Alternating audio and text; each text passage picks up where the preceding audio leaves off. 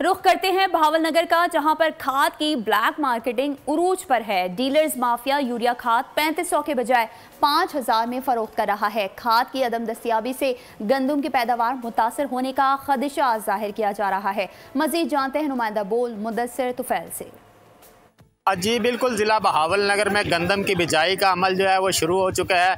Urea खाद को गंदम की काश्त के लिए इंतहाई अहम समझा जाता है। ताहम खाद जो है इस वक्त मार्केट में नायाब हो चुकी है। मेरे साथ इस वक्त कुछ किसान मौजूद हैं जो यूरिया खाद के असूल के लिए मारे मारे फिर रहे हैं। उनसे बात करते हैं। हम जी खाद लेने आई हैं, लेकिन मुझे जी मिल भी नहीं रही। तकरीबन रेट 3500 है, सानू 4600 5000 कह रहे हैं। दसो जी असं किस तरीके खाद ले सकते हैं? ਅਸੀਂ खाद नहीं लैते पा सकते। तकरीबन गौरमेंट साड़ी दरखास्त है जी, मेहरबानी करो जी, खाद का जो रेट है उस रेट से खाद लैते दी जाए ताकि जैसी गंदम में पानी ला सके, खाद पा सके। और हुकूमत से यही मुतालबा करते नज़र आ रहे हैं कि खाद को हुकूमत के मुकर्ररा रेट पर फराहम किया जाए ताकि किसान जो हैं उन्हें कुछ रिलीफ मिल सके। सब्सक्राइब करें और बेल दबाएं ताकि कोई खबर रह न जाए।